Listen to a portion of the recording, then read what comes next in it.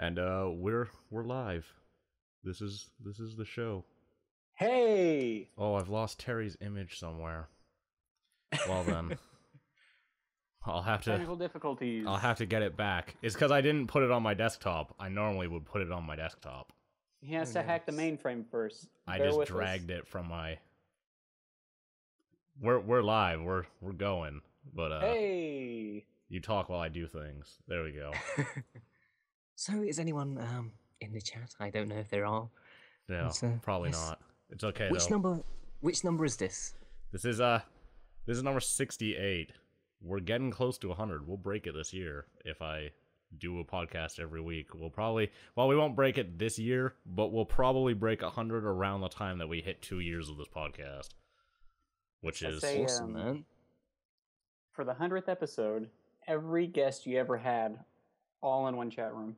I will try to do that. There's a few people that probably will not want to come on, or not want to, but maybe not have time. Like, I'll probably be hard pressed to like get Cat Icarus to come do a podcast. Oh, Kid Icarus. But there are other people who I could maybe try to get who are not as busy. But no, I'll try to do something big for 100. But that's a ways off. We'll figure that out when we get there.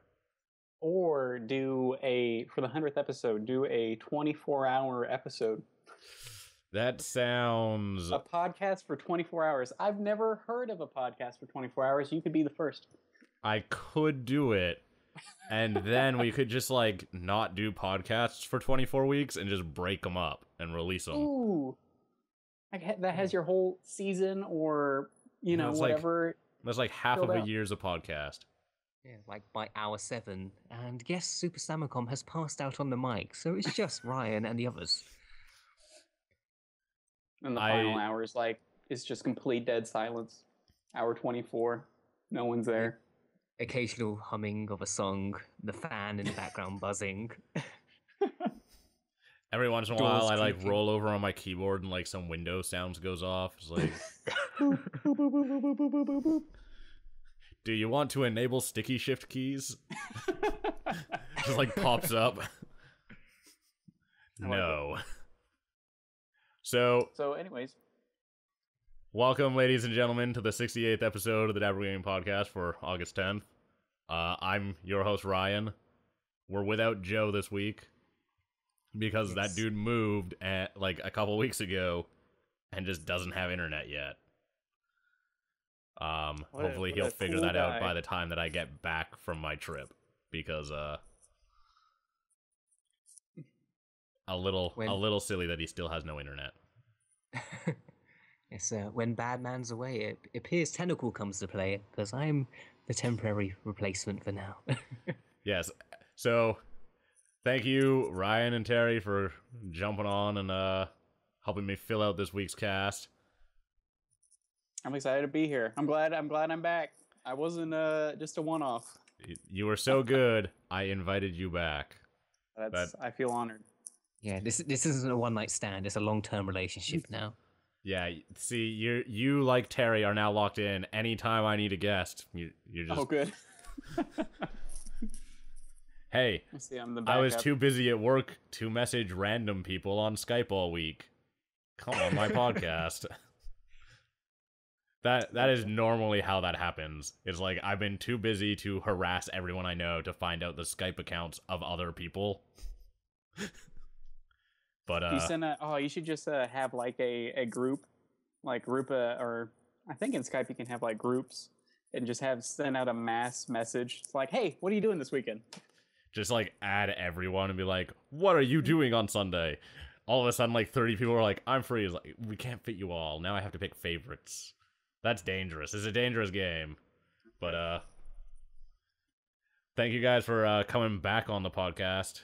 Terry for like the 8th time. Ryan for the 2nd. Terry comes on a lot. Every time that Joe is gone, I'm like, hey, I'm around? like a reoccurring guest now, it seems. He's like another host. That's how often he is here. But what have you guys been doing as of late? I know Ryan's got a weird thing going on. It was worrying. I was like, is he dead? Is he around for this podcast? I don't know Should I be what you're worried? talking Should about. I be scared? Are you going to die? Well, it's not me. It's my character. So just throwing out a curveball to anyone that actually follows my YouTube channel. So sorry, just quick thing. Ryan, your mic is like really scratchy, and I don't know if it's because you're using that mic in that headset. Or if it's something else. Yeah, it's gone now. Okay, good. I had this like little thing that connects here, but it's probably hitting the side of my chin. So, yep. So yeah, put up a website. Thinking of doing it's some sort of if you ever heard of like those alternate reality games, like back in the Halo 2 days, I Heart Bees. They still do those ARGs, alternate reality games. You know, so doing something like that on my channel. So and you can go check it out at willryandie.com. What will happen? Who knows? But I'm having a lot of fun doing it, and right now I actually don't know where it's going to end up, so I'm in the same boat with everyone else, because I just thought it's like, it'd be a cool idea to do this. Oh, now I actually have to deliver something. No, you can just be like, there was a company that did an ARG that you could like pay, you had to pay a monthly sub, and like you would get these updates, and at the end, there was supposed to be $1 million prize for like whoever found it, like actually hidden out in the world, but I don't think they ever ended it. Oh. All right then. So they that's just like got everyone's money. That's like a really great way to do that. You just take everyone's money, or you get everyone like really interested, and then you just like keep adding on forever. And then they just get uninterested, and then you don't have to worry about delivering. That reminds me of a $1 million prize contest that was going to happen. It was for an Xbox game called Advent Rising. I know this is really off topic, but if you bought Advent Rising, you were entered into a contest for $1 million, but no one bought Advent Rising, so the contest never happened. There was like, they did not get enough, I guess there was not enough copies sold to really warrant a prize. So that seems like a dumb way to try to like, as a promotional gimmick. It seems like a shitty one, because it's like, you could win $1 million if you spend $60, but I mean, that's just playing the lottery, and I could just go play the lottery for $1. Yeah. And apparently Advent Rising wasn't really that good either, so I think the reviews also hurt that game's chances. It was supposed to be like, because Halo was on the Xbox, and they were saying Advent Rising was going to be kind of like the next big blockbuster. They already planned like a series or something, but it never hit off the ground after 1. So anyways, enough dumb Xbox trivia. That's what I've been doing. Just reciting dumb Xbox trivia and making a website about if I'll die or not. What has everyone else been up to? Why don't you start, Terry? Because I don't have that much. I've been doing a weekly late night stream with Super Samacom, Wally the Legend, Posy, and Darsley Duke, also known as the 8-Bit Duke. So all former guests, I believe, or at least some have been former guests on this podcast. Everyone but Posy. I should message that guy just to round out the whole crew, being like, "Hey, you want to come on a podcast?" So he has another podcast that is also about video games, which makes it hard. Yeah, like a conflict of interest almost. He's been hosting a thing called the late night lounge, which happens every Friday night. And effectively, what's happened is they all get drunk, and then by 2 hours, it's complete and utter nonsense. Someone falls asleep on a microphone, and we just mock each other's sex lives. So besides that, I've been playing a bit of Fallout because I don't know. A few friends that keep talking about it on Twitter and such, and Youngtown's new video as well. It's like it just all links together. I should play Fallout.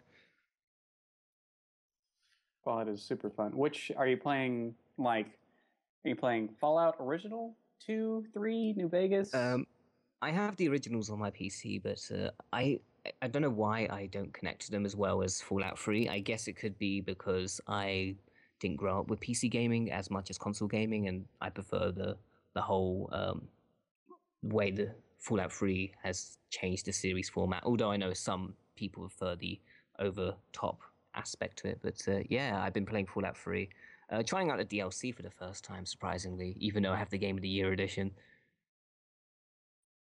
It's super fun. Fallout 3. That's actually the only kind of Bethesda game that I've beaten. I own Fallout 3, but I have it for PC, and it's garbage. Cause oh yeah? Yeah, because it crashes all the time. So I got about, like, halfway through that game. I got to, like, where you... Or, well, okay, sorry. Terry, how far into that game are you? Oh, I finished out just doing the DLC, so... You know the part where you're, like, in that neighborhood, like, pre-bomb, and it's, like, in, like, some kind of mind thing? Like, you're in, like, a computer simulation or something? And it's, like, halfway through the game. And then, like, the town gets invaded by, like, the Chinese or something. And things go bad. So after that, my save got corrupted, and it was, like, halfway through the game, and it was, like, gone. Like, I had to start the whole game over again. I was like, you're funny, game. You want me to start over? I'm just not going to turn you on ever again. What do you think of that? Yeah, pretty much. So, like, Fallout 3 is still really buggy. Like, this is, like, a year and a half ago that that this happened to me, which is why I've never bothered to beat Fallout 3. Because, like, it's just always been so buggy that I just have issues with it, and then I lose save files and crap. So, I just never play it. New Vegas, I like a lot more. That game was able to be finished without any huge technical hurdles. So... I'm waiting on... I haven't tried Vegas, but I know if there is a Fallout 4 that comes out, I will definitely get that. So... I just like New Vegas a lot more. Like, it's more interesting of a game world as well. It's in Vegas, obviously. The California Republic is, like, involved in it. As well as, like, a bunch of other people. It's just kind of interesting. Also, there's this one, like, faction in that game that is basically the Roman army. Oh, okay. Yeah. They're interesting. But that game I actually bothered to finish, unlike 3. Also, Vegas, like, the world is just more populated with stuff. Like, it's a little bit smaller, but there's things in all of it. There's more things you can do, kind of. Yeah. It's like, this map is smaller than the map in 3, but there's things in all of the map, not just run 10 minutes across nothingness, which was one of my other complaints about Fallout 3. Sorry, I just have to close this window. It's, lots of cars are driving by. Go, talk. But, talking. Do what? That's what I've already been playing, Fallout 3. I mean, I've been playing games for upcoming videos, but mentioning all of those games will be very tiresome. What upcoming games for videos? Hint, hint. Any name drops? Game drops?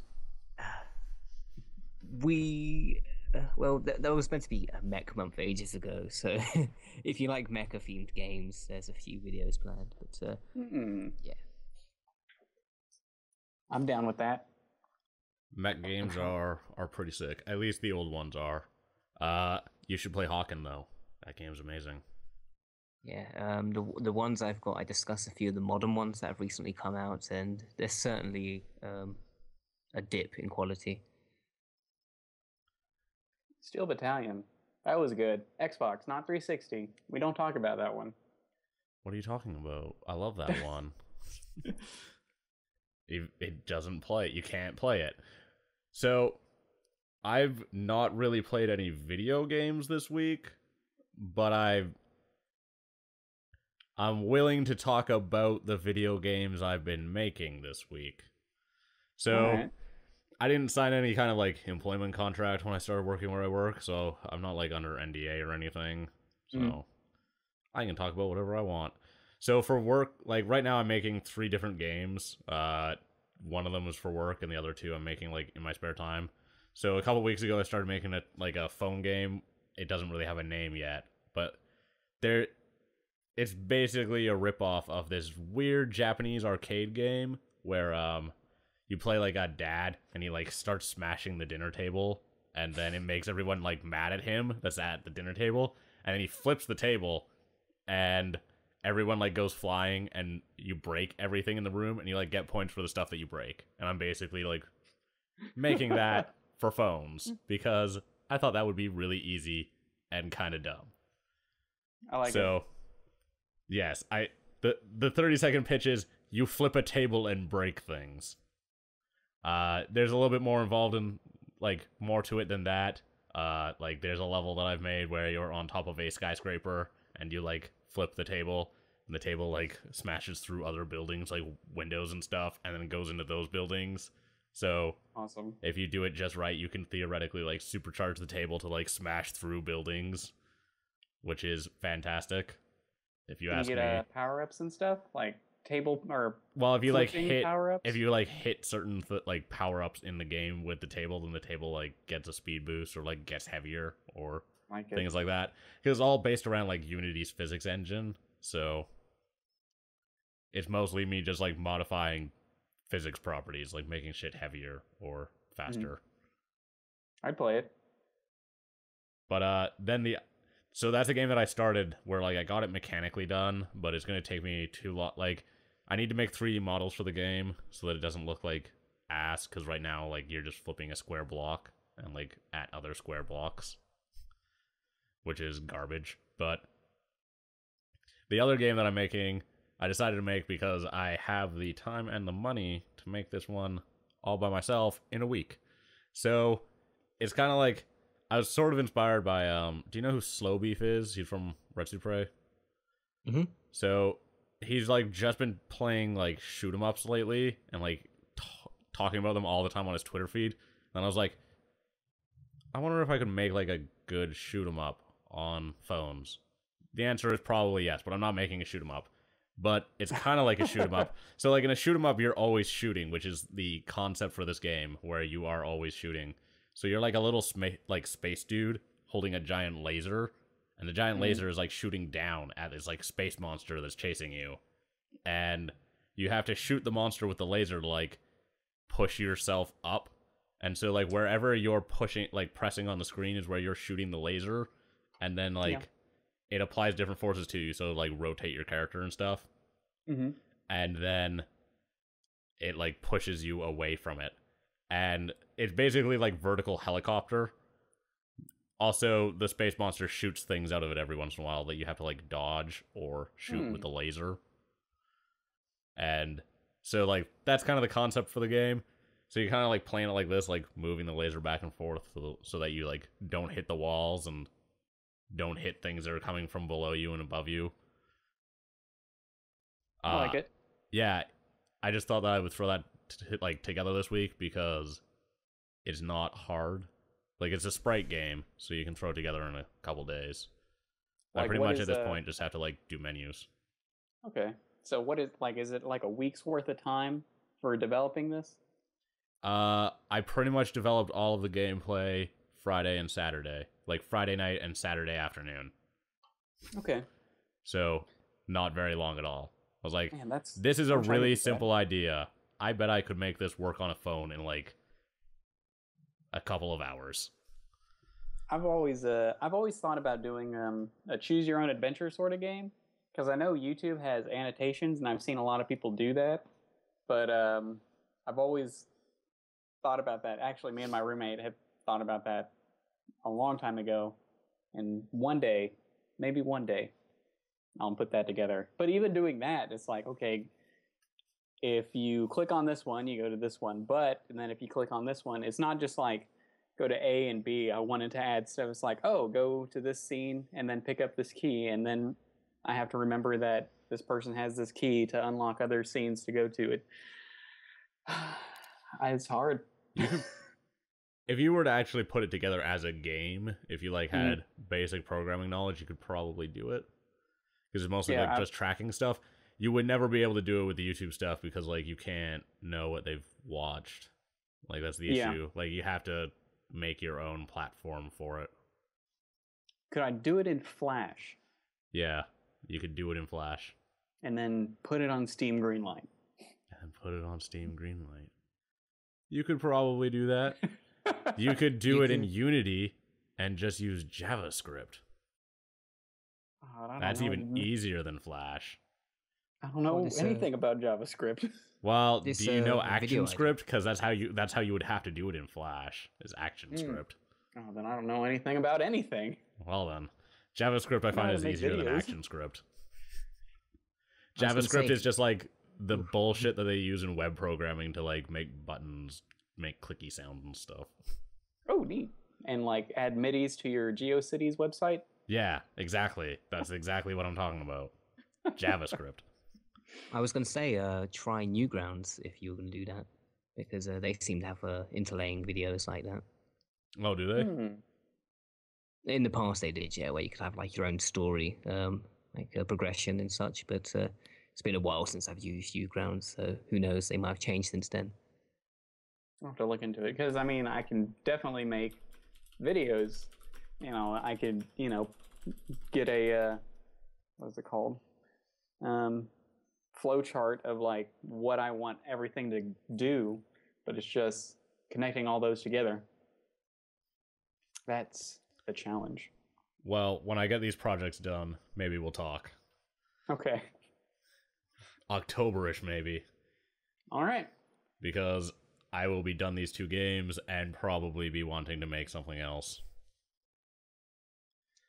Hopefully these two phone games work out. Because I have like an even better idea, but it's a PC game, and it would take a couple of months, and so I can't really like...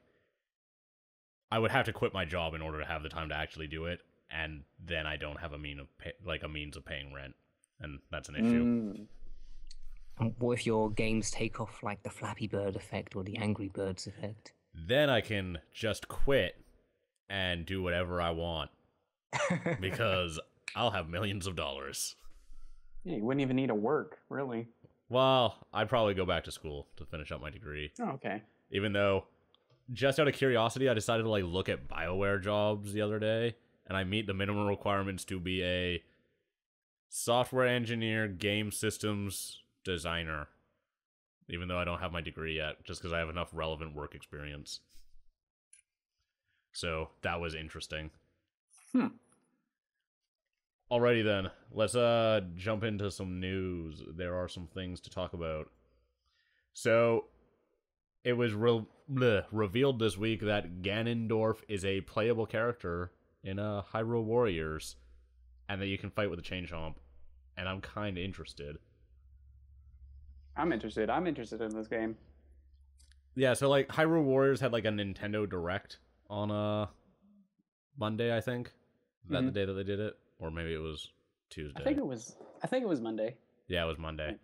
And they basically announced like it's coming out end of September, and like this is all of the things that you can play. I think if you don't like Dynasty Warriors, then you still obviously don't really like this game, unless you're into Zelda, in which case you probably like this game just because you're into Zelda.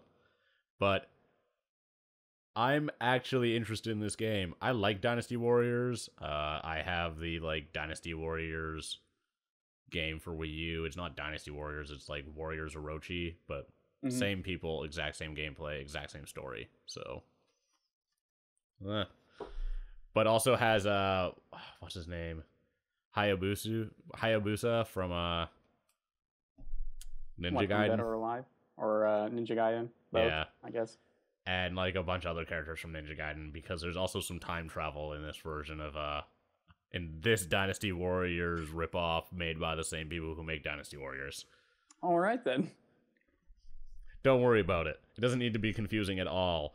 But Hyrule Warriors is still looking like, I don't think it's a Wii U like system saver, but it's for whatever reason this game that is like bizarrely interesting.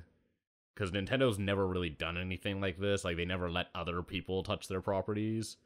I think the closest thing that they have to this would be, like, Smash Bros. I guess Minish Cap on the Game Boy Advance. Capcom touched that. Okay, yeah. And then, like, the couple Capcom games that are, while they're, like, really Zelda games, but made by Capcom. Yeah. Like, it's very rare that they let them, where, like, characters are taken out of their property and, like, done something not at all like what they're normally like. Mm-hmm. There's some things, though, about Hyrule Warriors that are really interesting as, like, a Dynasty Warriors mechanic. Like, they're taking the boss battles from Zelda and putting them into Hyrule Warriors, which is interesting because, like, Dynasty Warriors doesn't really have boss battles. Yeah, so, but, like, for Dynasty Warriors, isn't it, like, you have to clear out a certain number of people at certain areas? Because I remember I played Dynasty Warriors maybe, like... Yeah, basically it's just like, go to this place and kill all the people here. Go to this place and kill all the people here. But everyone's like super fucking easy to kill. So yeah, they're just like fodder. Yeah, so it's not like a big deal. Whereas this one is like, go here, kill all these people. Okay, now there's a boss fight. Okay. Now in Zelda, you would normally be like, wait for this dude to open his mouth, throw a bomb in it. Mm-hmm. Whereas in Hyrule Warriors, from what has been described to me as, it's like, get to this boss, throw all of the fucking bombs. Because, like, you have infinite bombs, so you can just keep throwing them. Whereas in, like, Zelda, is like, you've got 10 bombs, don't fuck it up. Yeah. Yeah, I'm interested. Like, I'm not much of a Dynasty Warriors kind of person, but I think it has the right mix of Zelda and Dynasty Warriors, because I don't know, it seems, because I've tried Dynasty Warriors. I think I remember trying like just an original Dynasty Warriors, and I was like, it's okay. Then I tried a Dynasty Warriors where it was like One Piece themed, because I think they had a One Piece Dynasty Warriors sort of thing. They do a lot with that game. Yeah, and also with that one, I was like, I like One Piece, but it's not getting any better. But for some reason, this one is really clicking to me. It's like pushing all the right buttons where they have like, you can like upgrade or you can get skills for each person. And I don't know if that's also in Dynasty Warriors as well, but like there's a campaign, you can get skills for each person, and you have all these cool characters that are very memorable. Even if they were just side characters. But I don't know, I'm excited. I'm excited for it. September seems like a very busy month for me. Busier than it is, because I know Destiny is coming out, and Hyrule Warriors, and probably something else that first week of October is killer. It's like 2 Assassin's Creed games, and is Evil Within coming in the first week or just in October? I think 23rd. Oh, 23rd. That's the end then. Because I know they moved it up. Dragon Age used to be on the first week of October, but they got moved to the end of October. What else was there? A couple of games got delayed from that. Battlefield Hardline, that's the other one. It was like they were basically supposed to launch at the same time, but both of those got delayed. But there were still a few other games. I think there was a Capcom game on there. Evolve got pushed back as well. Oh, Evolve got pushed back? Because Evolve was also there. Yeah, Evolve was going to be out the same week as Little Big Planet 3, Hardline, and something else, and it's been pushed back to February. I'm glad they moved it away from Little Big Planet 3. That would have... Yeah, I mean, who needs that competition? But yeah, it's been pushed back to February at the moment, so that means in February you have Dying Light and Evolve. So if you're really into shooting monsters, I guess that's a positive for you. I don't think I know anyone who's particularly interested in like Little Big Planet 3. I feel like 2 was enough. Yeah, I think I got Little Big Planet 1 for free from the whole PlayStation Network outage, and I'm fine with that. Like, they already announced that all the stuff from Little Big Planet 1 and 2 will work in Little Big Planet 3, but it's like, you just don't need any, like, there's just... What else can you do? Yeah, exactly. Everything has been done. There is nothing left to be done. And they're like, well, now you can, like, fly a little dude for a little bit. And it's like, whatever. that's just making the maps themselves more complicated. Because in number 2, they introduced things like balloons and such to make Sackboy jump higher and such. And now they've just gone and said, we're going to limit the powers and put them on new characters because we need to sell merchandise. Because the Sackboy keyrings sell really well here for some reason. I don't know what it is about Sackboy collectibles, but it seems to be a thing that sells. Interesting. I don't know. I mean, I like Little Big Planet, but it just didn't stick with me. Yeah, it never really clicked for me as a game. But yeah, back to Hyrule Warriors, the better game. I know Americans are somewhat annoyed because in Europe there's 2 versions. There's the standard edition, and then you've got the collector's edition, which has the scarf, which Link wears in the game. You get the scarf? Yeah, and that comes with all the DLC as well. But America being America, all the pre-order DLC is split apart in every store. So Best Buy gets one outfit, and Walmart gets an outfit, etc., etc. That's really frustrating, actually. That bugs me about pre-orders, like, here, because you can't really... It's like you have to pick where you want to pre-order from. This was an issue that I had way, way, way back with Dragon Age Origins. I decided not to buy that game on Steam. Fucking dumb idea, because it's, like, has always been a huge pain in the ass not having it on Steam. I got it on a Direct to Drive, which doesn't exist anymore, by the way, for their pre-order DLC. Arguably the best of the digital pre-order DLC, but they don't even exist anymore. So it was a huge pain in the ass downloading that game. Does the DLC, like, I know what some games do is, like, all the DLC will be separate, store specific, and then later you can download it sometime. It like binded to your BioWare social account, and you have to download it from like a web browser.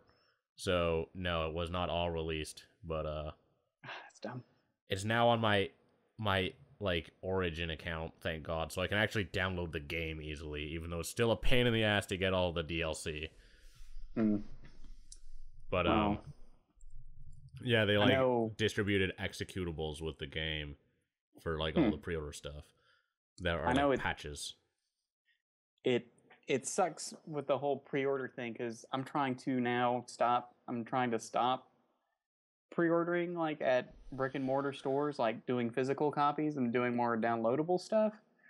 And so the only, I think, pre-order thing that you can get from downloading it is to have a Nintendo Club account to get like Ganondorf DLC.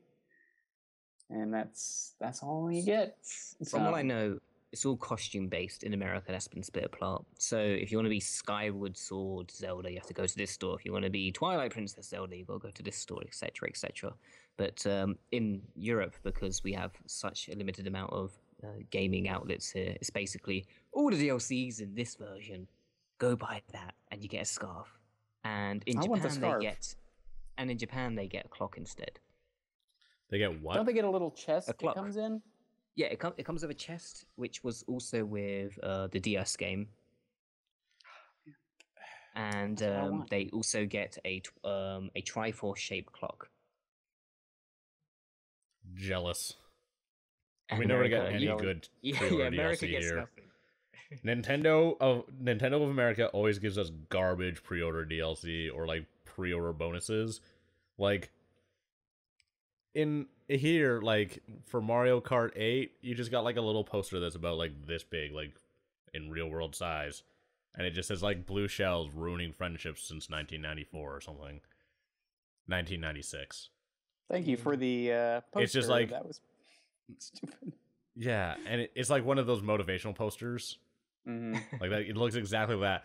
It's the laziest thing you could have ever done. Like, if you're gonna make a poster, this is the laziest way you could do it. It's just the blue shell asset, like a screenshot of it, basically, and then like on black.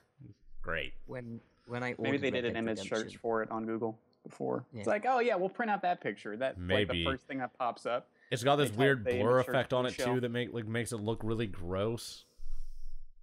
Yeah. When I ordered Red Dead Redemption, it came with an A1 poster of the game cover. It literally took up my entire bedroom wall of just John Marston staring at me. It was brilliant.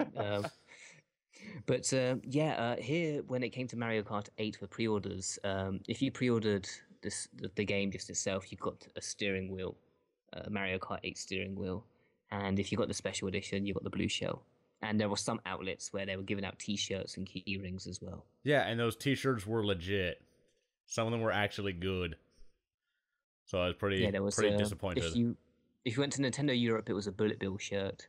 And if you went to Shop 2, it was a blue shell shirt. And it says, coming second isn't too bad. That's good. I like that one. Ruining friendships. Yeah. I shake my head at the ruining friendships poster, but I like the coming in second isn't too bad. Maybe that's just me. Yep. All right. So we've got some other stuff this week. So Sony is being sued.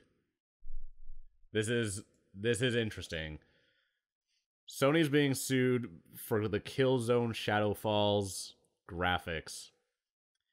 Basically, in multiplayer, the game doesn't run at 1080. It runs at like 960 by 1080 and uses a technique called temporal upscaling, which like basically what happens is like you have a pixel and you're tracking how it's moving on the screen, and then based on how the pixel's been moving, you like what it's been changing to and like where this chunk of like game object is going.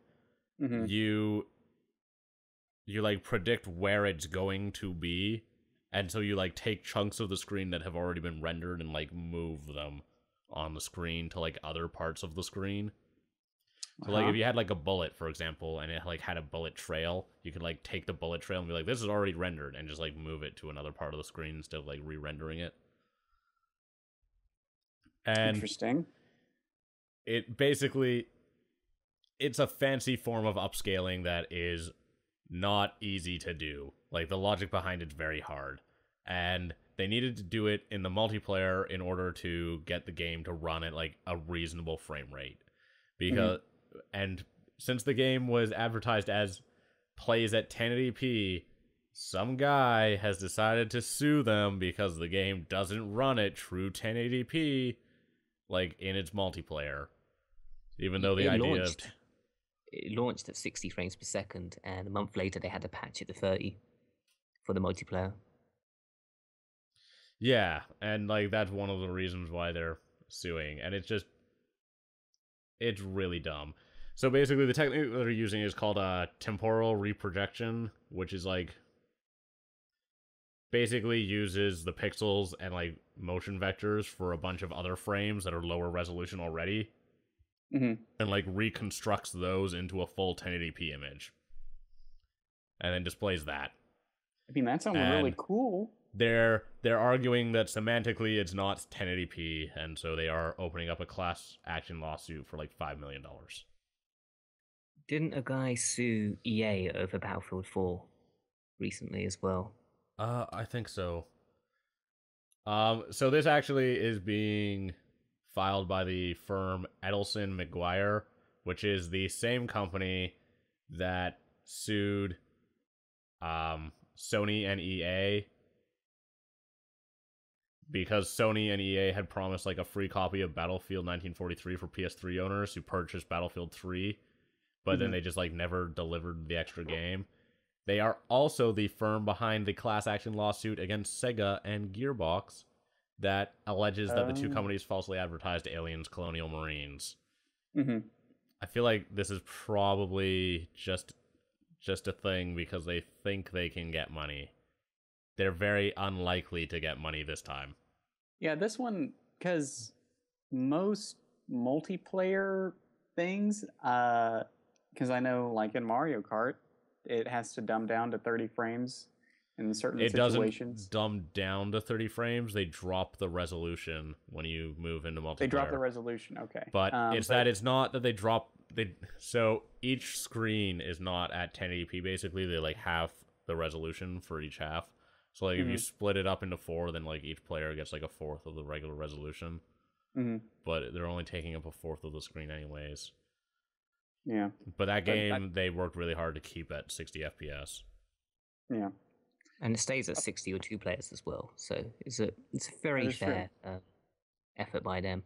I don't know. It's weird because certain companies such as EA have been sneaking in terms and conditions when you sign up to play their game online, like FIFA. If you don't read the terms and conditions, but certain terms include like you can't sue us if the online breaks down. Yeah, but those EULAs, the end user license agreements, have like never been able to hold up in court. There's a precedence that they don't matter. Okay. So something about how people don't read them, so they can't be real contracts, and you don't sign them. So what kind of an agreement is this? Because I'm so surprised this company that you speak of hasn't sued Rockstar yet or Take-Two, because on launch of GTA they advertised that heists were available day one. It's now almost a year. There are no heists. Oh, the online heists? Mm-hmm. There's still no online heist for that? There's still no online heists. No, the last piece of DLC came out was the hipster DLC. No, it wasn't hipster. It was Independence Day DLC. Yeah. That's interesting. I mean, I think unless it was advertised on the Killzone box of every mode ever is going to run 1080p 60 frames, we promise, don't you worry, or something like that, like... Yeah, on the website it just said that it like ran at 1080p. I think like when I think of running 1080p 60 frames, I think the campaign, and that's pretty much it. Well, I think it said the multiplayer does it too, but I don't think that using a bunch of already lower resolution frames like to build something that is 1080p like necessarily counts. Also, 1080p doesn't... Standards for video are like not set very well. Like 1080p generally means that it's has like 1,080 vertical lines. Yeah. But the standards for 1080p like outside of width are they change. They're not all the same. So you like semantically you can argue that 960 by 1080 is 1080p, even though that is not the resolution that people are used to. It still falls within the standards. So there's kind of that issue as well. I think just this whole... I think it's out of hand. Class action lawsuit for a game that isn't delivering to your high standards unless it has been specifically addressed to... Well, like the guy wouldn't even know that it's not 1080p unless he like went through some crazy extensive tests, which he only knows that the game's not 1080p without the temporal projection or reprojection because someone else went through and like posted about it like on the internet about that. And then he saw it and it's like, they lied to me. Yeah, something like that. It's silly. Americans sue over silly things. Yes. That is true. Talking about silly things, though, have you guys seen A Fish Plays Pokemon? Yes. Get your pants, like... Hold on to your pants. It's back again. Twitch has a new Pokemon thing. Fish Plays Pokemon.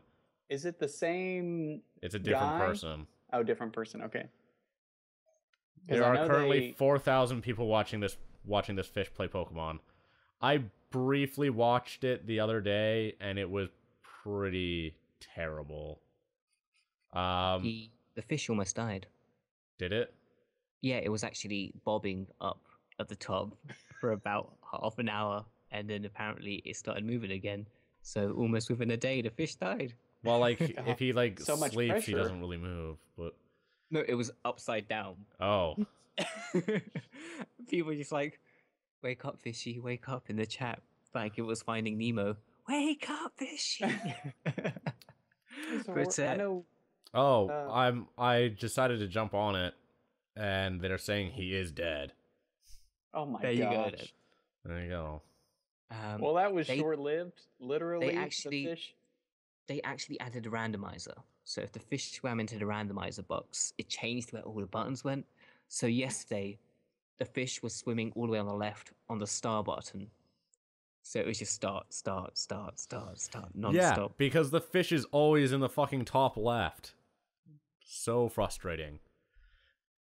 This is what a wow. The fish has made no progress. The fish will never finish Pokemon. I feel like that can just like be agreed on. We're all good guys. This fish is never going to finish Pokemon. Also, not that popular. Only 4,000 people were watching it. Which, I mean, like, given the popularity of Twitch Plays Pokemon. Well, that really, like, it kind of died after the first one. But they Well, did manage to you can only finish. really do it once. Yeah, they managed to finish all the Pokemon games. All of them, really? They finished X I think like a month ago. Well, that then. was kind of unfair though, because with Pokemon X and Y, you have Wonder Trade, where you can trade random Pokemon, and someone traded Lord Helix over. So someone was watching the stream, saw that the guy was putting up a Wonder Trade, and gave him a Omanyte. And That's you know, funny. the chat being the chat were like, "Oh, the Lord has praised us again," all freaking out. But it's surprising how well the success of these streams are doing, and it makes me question what sort of things we're going to see in the future. Caterpillar plays Pokemon, Mouse plays Pokemon, Gerbil plays Pokemon. I'm done with plays Pokemon. I don't want to see any more of it at all. Just go to a nursing home. Elderly man on deathbed plays Pokemon.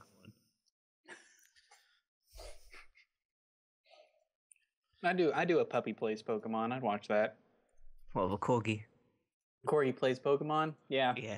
Kitten plays Pokemon. Kid plays Pokemon. Pug plays Pokemon. I should have never said that one. If my girlfriend listens to this podcast, I'm in trouble. She has a thing for pugs. Pugs are amazing. Pugs. Yeah. You keep posting pugs on your Twitter feed, and I keep having to hear about it. Terry posted about pugs on Twitter. It's like, thanks. I follow him too.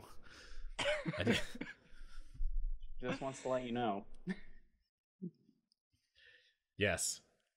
All right, let's move on to some other stuff here. So there's a new Counter-Strike game coming this year.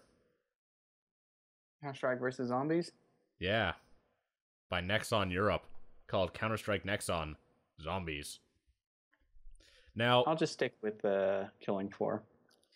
I'm strangely interested in this because I loved the Counter-Strike Source zombie mods. I think that they're the best zombies in video games ever. Really? Yes. Did you ever play the Source mods? They were pretty amazing. So you could you would shoot these couches and stuff because you had infinite bullets over top of the doors, but the maps were built in a way where you couldn't put furniture everywhere to barricade yourself in. But you would barricade yourself in. The zombies would stand there and they'd be stabbing. They stabbed like this, because it was just the default normal stab that was on the regular models for the quick stab. They would just go like this, but they're in a zombie model, and they just had to stab you once in order to turn you into a zombie. So it would spread really quick, but. People would be trying to stab down the couches while everyone stood there shooting the couches so that they would stay against the wall. It was really amazing. And Ryan, then there was you're doing audio, remember? How are they going to see you doing the stabbing motion? So the stabbing motion is they are holding a knife straight forwards with their wrist turned over, and their elbow down, and they just stick their arm out, and it looked really lame. But I was playing it once. This has happened multiple times, but everyone's standing in a room and one person turns into a zombie and everyone instantly starts shooting him. But because he's being shot by so many people, he gets pushed back by all the bullets and gets pushed into the corner and he can't move anymore. And he's just standing there nah, nah, while everyone's standing on the other side of this room shooting him and he can't move and he's nah. And then obviously some asshole walks up to him, gets stabbed, and then everyone dies instantly because everyone just turns into zombies. And then just the process happens. But it was Is that where Like, when did that come out? Source that came out when Half-Life 2 came out, but Like, that was that mod where maybe came out like a year later.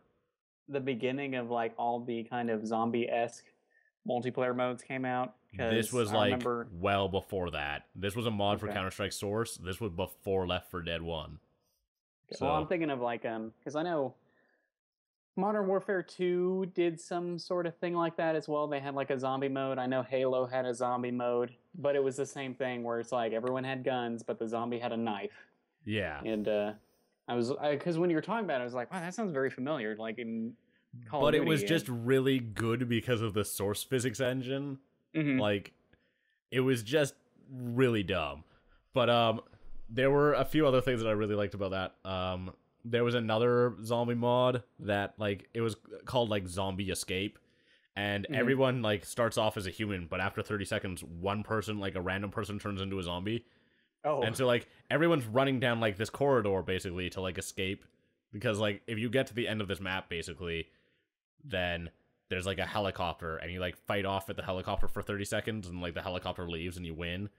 But everyone's running, and then, like, the person in front turns into a zombie and just, like, turns around and kills everyone. It's like, ah, damn it. Or, like, you're running, and some dude, like, in the middle of the pack turns into a zombie, and everyone behind you, like, dies. Oh, jeez. It was really ludicrous. And the zombies were faster than the humans, but there's, like, the humans would, like, get to a bridge and be able to, like, press a button at the end if the zombies hadn't, like, made it there yet, and would be able to, like, break down the bridge to slow down the zombies. But it was always really, really silly, because you'd, like, be running, and sometimes, like, everyone would be like, fuck you guys, I'm not gonna stop to break the bridge, because then I'll probably die. So then, like, you'll run across this bridge, no one will stop to press the button, so then everyone dies, or the first person who gets across the bridge just turns around and, like, destroys the bridge, and everyone else falls into the water. Then the zombies jump in and kill them all. See you later.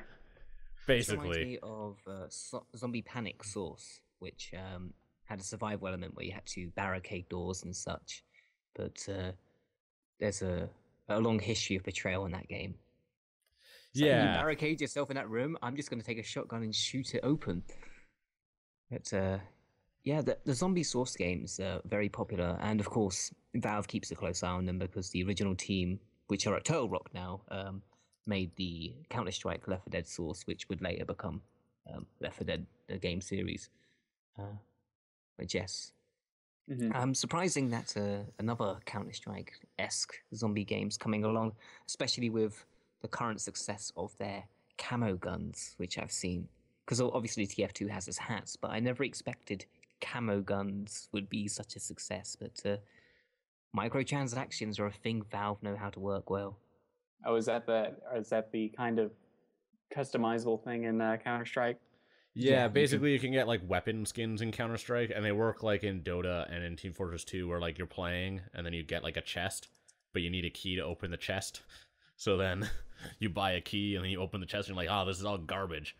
But you can sell it all, like, on the Steam Marketplace, and Valve takes a cut of every single sale.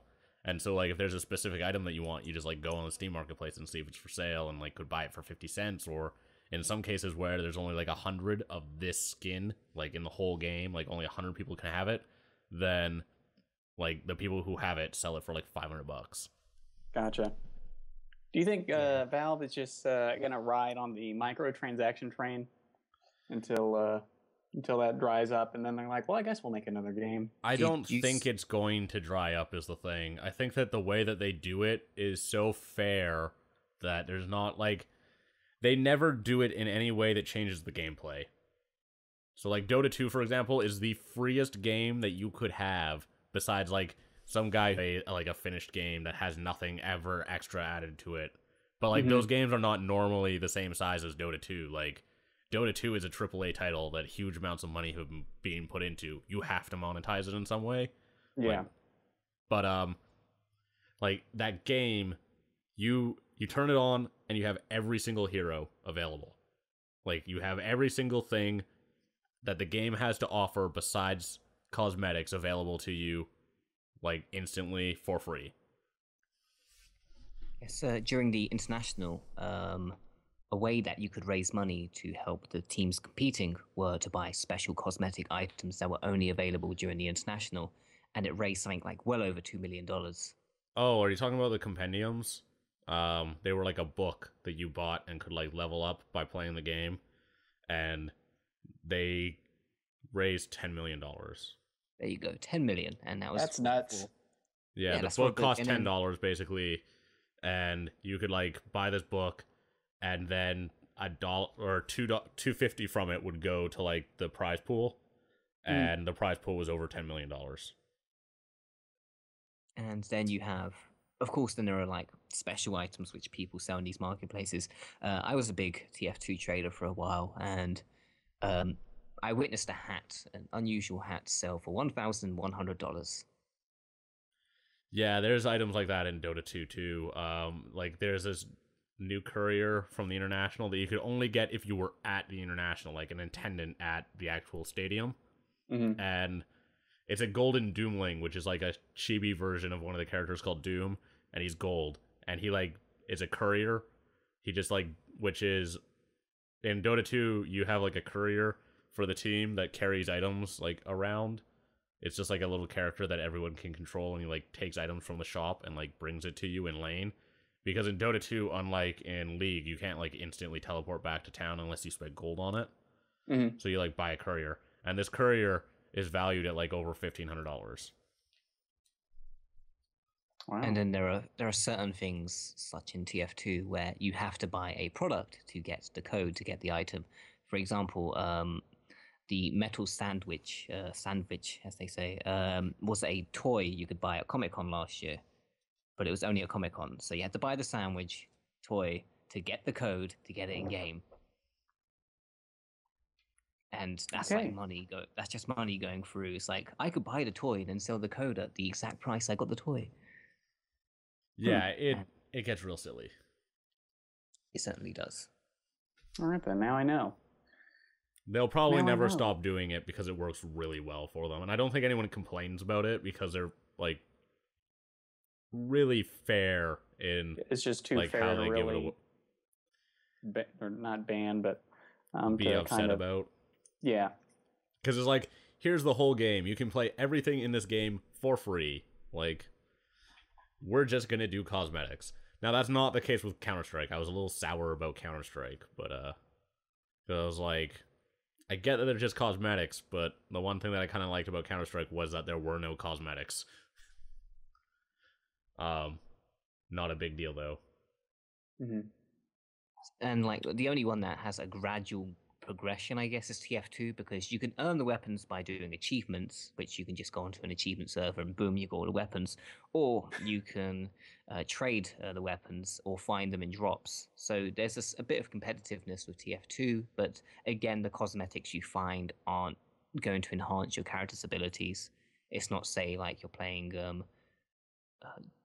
I'm trying to think here of an MMO like World of Warcraft. Like you're not gonna have to like buy a fedora to improve your stats or whatever in TF2. That doesn't work like that. Each character has their set limitations and strengths.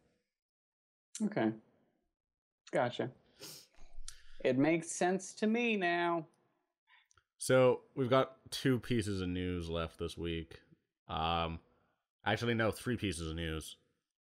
So Crytek has been having some money issues as of late. If you haven't been keeping up on that, they kind of stopped paying their employees a few months ago, which is a big no-no. But a lot of those employees had signed contracts saying they weren't allowed to leave for at least 6 months, so they weren't able to leave the company. But a lot of them who were up for that 6 months were allowed to leave the company and did, because they weren't getting paid. Yeah. So as a result of that, Crytek has closed down 2 studios, and they also sold Homefront, which was the like PC shooter that they were making for, well, not PC shooter, but it was the shooter they were making for THQ. Obviously, THQ went bankrupt, doesn't exist anymore, hasn't for about a year. And during the THQ auctions, they bought Homefront, the IP for Homefront from THQ, because they had like made half of this game already. So why like throw it away? So they bought that to start making the new Homefront game, or well, finish making the new Homefront game, but they've ran out of money because like very quickly Crytek kind of shifted how it was working like as a company. It was a company that was like 2 studios that was doing like content production basically. They had their own engine called CryEngine, but what they were mostly doing was like making their own games on that engine. And then in the last couple of months, they've like very abruptly shifted from being a company that makes like games on CryEngine that are big budget PC shooters to, yeah, we're making a free-to-play game and like doing a free-to-play shooter, and we're publishing content from other people, and like they're now like a content distributor, and they kind of really quickly like moved to service platforms rather than making games, or at least like making their traditional games that they used to make. Like they make games that are service platforms. Like Warframe is a service platform basically. It's a free-to-play shooter where you buy campaigns, like chunks of campaign, and like buy stuff for the multiplayer and stuff. Is Warframe out? Yeah, I it's think on so. Xbox 360. Oh. It's also on Steam. It was out in Russia for a lot longer before like they decided to release it here. But Okay. They lost a ton of money on Warframe. They lost a ton of money on Rise. You got it for Xbox One. Yes, that's kind of their own fault because Microsoft, it was meant to be an Xbox 360 game, and Microsoft was saying, you know, it's a new IP for us, it's going to be Kinect focused and all that jazz, and Crytek were taking forever to make it, so they put more money into it. Microsoft, they said, okay, we're willing to buy it from you, we're willing to fund it ourselves as long as it's a Microsoft IP, and they said, no, we're funding it ourselves, we're going to keep the IP for ourselves, and the game bombed ultimately because Because no one bought Xbox Ones. Yeah, pretty much no one bought an Xbox One. Nobody Who would wanted buy an Xbox One? Yeah, I mean, who would do such a thing, Ryan? Okay, well, very few people bought Xbox Ones like right at launch. But now you can get Rise for $40 on the Xbox One store. So maybe the money will now be rolling in. They re-released it, by the way. They there's a PC Legendary Edition. No, they've also released Legendary Edition, which has all the DLC, which is exactly the same price. That's stupid. But now I know the PC version is going to be in 4K, which is cool, I guess. That's this fall. I'm not going to buy it. I don't care. It's a Kinect game at the core, and it doesn't play very well. And yeah, it's just... Is it a Kinect game at the core? Because I've watched people play it and not really use the Kinect at all. It was a Kinect game, so like the animations and motions between button swings, you can tell like it was just designed for your arms to flail about like it was iToy or something. They just changed it to button commands at a later date. Actually, when I saw Rise announced for 360 in Kinect, I was like, this will be maybe the Kinect game that I'll buy. And then it came out on the Xbox One, and it looked very stripped down, just quick time events, and that's when I did not buy it. So, as someone who owns it, I might have bought it. Yeah, someone who owns it, don't buy it. But Crytek spent their own money on the project instead of taking Microsoft's money, because Microsoft also went and funded some other games for their studios and such. But one of the studios, the UK studio, Crytek UK, whatever it's called, is now owned by Deep Silver. Yeah, so that's like that was part of the Homefront acquisition, I think. Yeah, so I forget what they're called now, but Deep Silver are doing some great things as like a publisher, at least in Europe. I don't know how they're working out in America, but in Europe, if it wasn't for Deep Silver, a lot of the JRPGs and even the recent Persona games would not be coming out in Europe if it was not for Deep Silver. Yeah, see, those were Atlas over here, but Deep Silver over here, they pretty much only do like Risen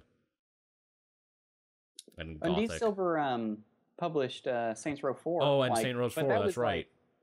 That was when it was, I guess, 80 or 90% done. They're like, it was done. They bought it for a lot of money, like a lot of money. Really well. Yeah, made them a ton of money. I think Saints Row 4 over here, like pretty much instantly pushed them to like being a real publisher, not just like one of those strange European publishers that publishes like these small games that aren't very good. Like I guess they're not bad, but they're not like here. good. Yeah, were they just publishing just What is it? they've Like got, Dead Dead Island, stuff Island. like that. Yeah, they got Dead and Island, Risen, and some other smaller games which are like mostly arcade focused. But these days they've got additional IPs from THQ and other platforms now. They're growing as a publisher, but originally they were a movie company, like a studio, and they're based in Germany. I quite like them for what they've done. Mostly because, like I said, they've done a lot for Europeans in terms of bringing games from Asia over here. So one of the other things about this Crytek thing is that the Vigil Games founder, who was running Crytek USA, because Crytek had bought Vigil Games as part of the THQ auctions, but they didn't buy Darksiders IP. That went to Nordic Games. So the guy who was running Crytek USA quit. He resigned, and he started a new studio in the same the same city with the people who were working under him when they were Vigil Games, and the people who came from Vigil Games kept working under him at Crytek USA, and now they've all left to go make Gunfire Games, which is basically, they did it for a couple reasons. One, they didn't really like the project that they were working on. Two, they weren't really getting paid. There were money issues, and people were leaving the company that they had, who had been on the team since they were Vigil Games, working under THQ. So basically, they all decided to leave and make a new company since they weren't really getting paid. And they're apparently in discussions to do some stuff with Darksiders, which I don't know if you played Darksiders, but that was one of my favorite games. Darksiders 1 and 2. They're basically like a darker, more adult version of Zelda with better combat. Platinum Games tried buying the team. They tried buying the IP, not the team. That's it, yeah, the IP, sorry. But they were actually contacting team members after they failed to obtain the IP, saying, we've got jobs opening in Platinum. So hopefully some of the more skilled members of the team ended up at Platinum, because I love Platinum Games. I think a lot of them stayed we're at Crytek USA, a lot of them, because moving to Platinum, that's a long way to move from Austin. I don't think Platinum has a USA studio, so I mean that's a big commitment to move across the world to a country that doesn't speak your language, to working on a team that probably doesn't speak your language. But there's the universal language is games. That's the universal language. That's super useful when you're trying to document your code. But that would be super. If Platinum were to ever get Darksiders or any IP like that, that would be awesome. Well, they're doing that new game with Activision. Yeah, that one was the dragons. Dragon and iPods and headphones.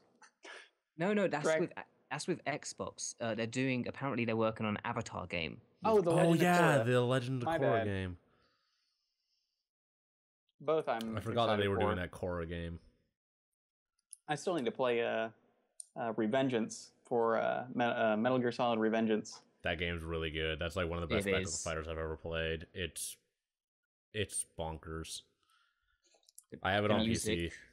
The end boss, it's just it fits so well together.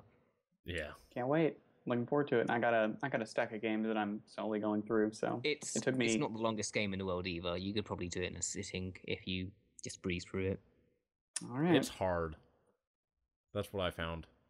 I have troubles with some of the bosses, or not the bosses, but some of the characters. I was playing it on the hardest difficulty right away, and I dropped it down to normal after I had to fight a Metal Gear a few times. And I was like, you know what? Fuck this. Too hard. I got bad at games at some point. I was a little sour. It's okay. But yeah, with Crytek selling a bunch of stuff, they are apparently in a much more financially secure place, and that they will hopefully not go bankrupt.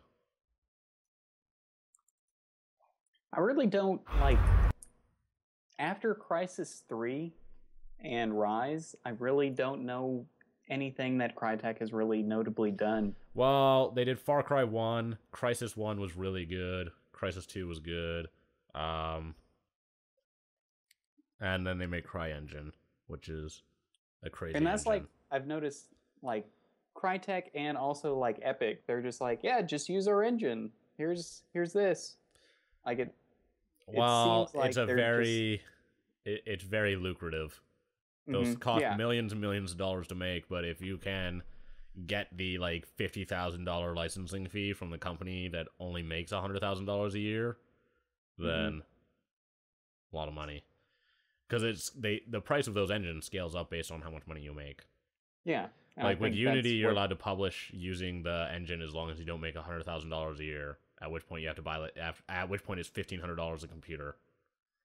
Like in the office. Okay. So if you're a 1-person team, then it's $1,500. If you're a 10-person team, it's $15,000 now. So.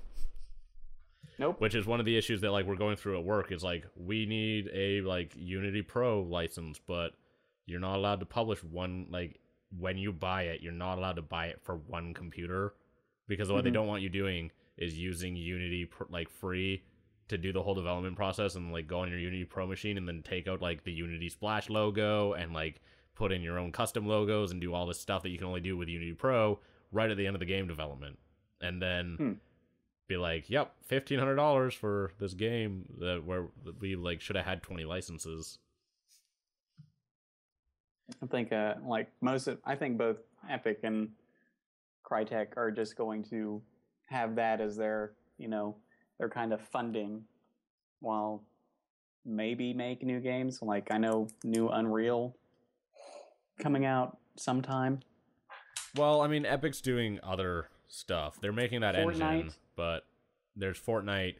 But also you have to remember like who owns Epic. It's 2K or it's Take-Two who own like Rockstar and a bunch of other people too. So Isn't 2K. what is it? Nexon? Take-Two. Nexon owns Epic, right? Or I thought they were owned by it's a Take-Two. Chinese company. Take-Two, don't they? I thought Take-Two was 2K and Rockstar. It could be part of it. I'm not entirely sure. I think Epic Companies. is I want to say the majority or a large chunk of their stock is bought from Nexon. Oh, maybe. And everyone, when they heard that news, everyone was worried. It's like, oh no, they're going to do free to play. And I think like a Epic or Maple Story is going to run on Unreal Engine. That sounds scary. Coming to PS4 and Xbox One, Maple Story HD. I could be completely wrong, and I've fabricated this whole story. Maybe on Kotaku tomorrow, talking about fabricating game companies and such. Kotaku tomorrow. Maple Story Tencent, HD on that's who Xbox owns One? them. Tencent, okay. Well, they don't own all of them. They own 48.4% of them. Gotcha. Tencent is also the company that owns Riot, Oh, okay. like Riot Games. Mm-hmm.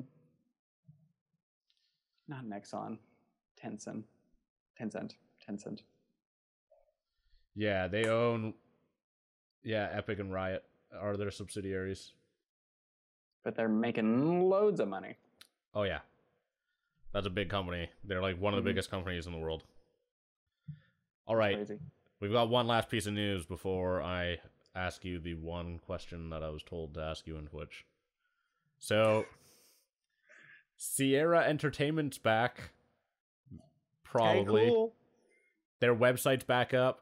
They're doing a King's Quest game, it looks like. That was what the teaser looked like. I'm down with that. They're supposed to premiere something at Gamescom this week? Yeah, the teaser that they revealed probably is for King's Quest. So, about halfway through last year, Activision acquired the rights to King's Quest, and so Telltale was like no longer doing a reboot for King's Quest, is basically what they had to announce. And Activision has revealed a trailer for King's Quest, and like the Sierra website is back up if you haven't seen it. I would be up for a Telltale King's Quest. That made me sad when you told me that they don't have the rights to it anymore. They are not doing a Telltale King's Quest, but Yeah, Sierra was bought in 2008 when Vivendi like merged it with Activision. Gotcha. Oh man, I didn't know that Sierra published Half-Life and Counter-Strike and the Crash Bandicoot games and Spyro. Well, now I think Spyro is... Well, no, Spyro is still under Activision. So. Yeah. Spyro is its own entity now with Skyforce, but Skylander, sorry. Why am I thinking Skyforce? But I don't think nobody Crash... cares about Spyro specifically. Yeah, I don't think He's Crash... just another Skylander now. Yeah, Crash should just be a Skylander. That's what they should do. Just a Crash series of Skylanders. Who owns Crash? I thought Microsoft. Is Activision's? Oh, Activision, really? Activision owned Crash Bandicoot. All right then. And he's just been sitting around, not doing anything for years. His Dante reboot, if you want to call it that, didn't work out. He had like tribal tattoos on his arms and jeggings. I didn't see that. Oh, no, I didn't know which one you're talking about. The last Crash Bandicoot like reboot they attempted, like he had tribal tattoos on both of his arms, and he had like those John Cena jort things. It was something, to say the least. So he looks like he started to take meth, basically. Yeah. He like became a drug addict and then like decided to come back. And... Yeah, dogged the bounty hunters after him. It's like, that's what's happened. All right then. Mm-hmm. But yeah, new King's Quest game, man. I'm super excited to play a game where I eat a pie because I'm starving to death in the desert, and then I can't beat the game anymore because I ate the fucking pie, and you needed the pie is like a key object in the game. Not that they tell you that the pie is a key object in the game. By the way, I'm really sour about having eaten that pie in King's Quest once because I had to start the game over. I can tell. When did this happen? Many years ago, and you're many years ago. I'm still holding on to it. Can't let it go. But the fact that you're playing an adventure game and it's just like, you ate the pie, game over, and it's like, you fucking kidding me? I was starving to death. Of course I ate the pie. What other his voice Sierra broke as well. What other point-and-click Sierra games were there? Phantasmagoria and Gabriel Knight. I'll play if they make a Phantasmagoria 3, I'd play that. They're making a new Gabriel Knight. The person who made the first two is making Gabriel Knight. I know because Scarfulu has been very... Oh, it says all the games Sierra Games made. I'm looking at Phantasmagoria. Space Quest. Obviously. Was there not like a police quest? I want to say that there was. Apparently Sierra made, or either published or made SWAT. That was good. Especially Police the Cold Quest, House. SWAT 2. So I guess Police Quest turned into SWAT. Well then. But I love the cover for Police Quest. For a Phantasmagoria 3.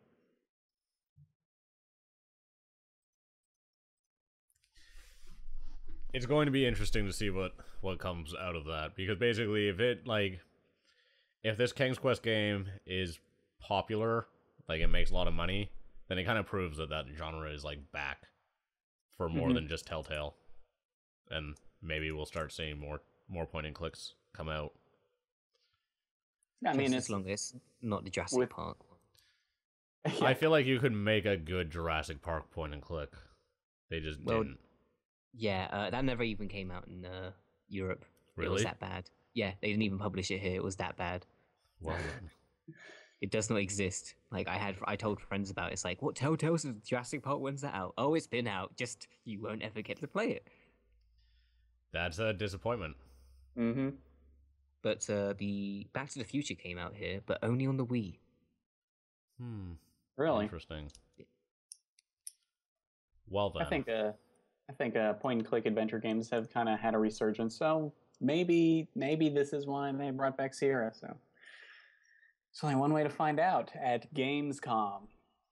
Games.com. Gamescom is such a long con. It's hard. Like the first week of it is all a trade show, and then like there's like a second week almost, which is like open public days. It's huge. It's like twice the size of E3. Like, Thinking physically, fit, like, it is 3 twice the threes. size. It's a big show. Mm-hmm. So, I'm excited to see it. I just have to ask you this one question because Crytek decided to tell me to ask you it. I don't know who they are. They asked it, though. But, they want to know what your process was for making RVGC. It originally started with...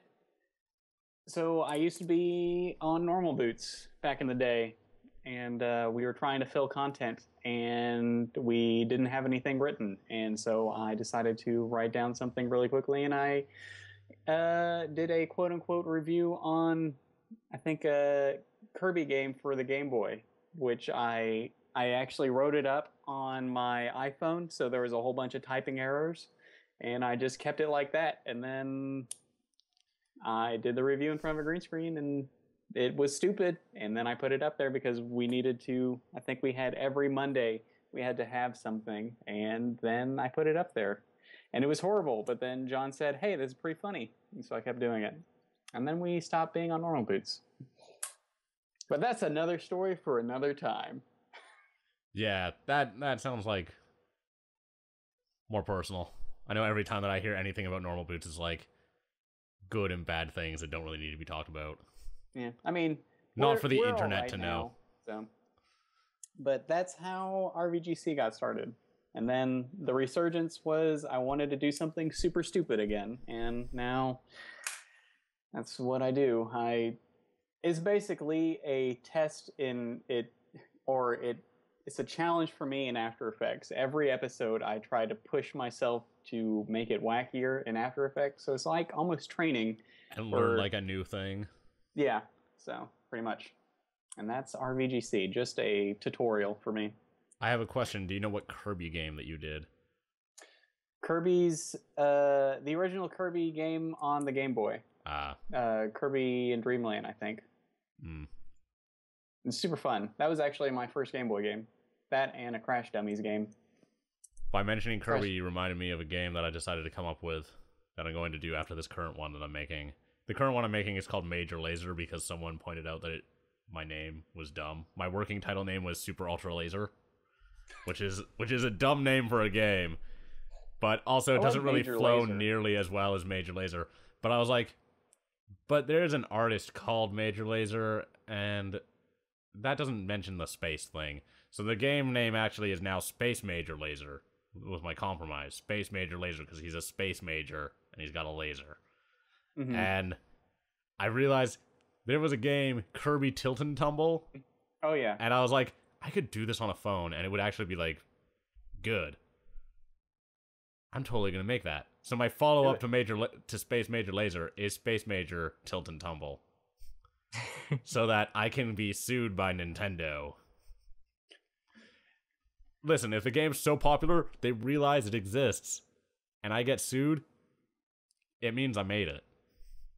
There you go. That means they're noticing you. We'll talk about me getting sued on the podcast next year. Ooh, that'd be an exciting story. Yeah. I want to be on that one. So dumb. But yeah, I was like, I should make that as a game. I'll probably prototype that out, like, when I get back in September. Do it. I like it. That's a legit game. That would work on a phone. Just make small levels. Mm-hmm. And yeah, the phones have all phones these days have whatever is gyroscopic. Yeah. Yeah, they have an accelerometer in them, so you can tell their tilt. I would have to figure out how to use them, but besides that. So let's wrap this thing up. We've been going for a while now. Thank you, Ryan and Terry, for coming on for this week's episode of the podcast, episode number 68. Pleasure as always. It was good. There was not a lot to talk about as far as news goes, but that's all right. We had like 5 items. That was a lot of news.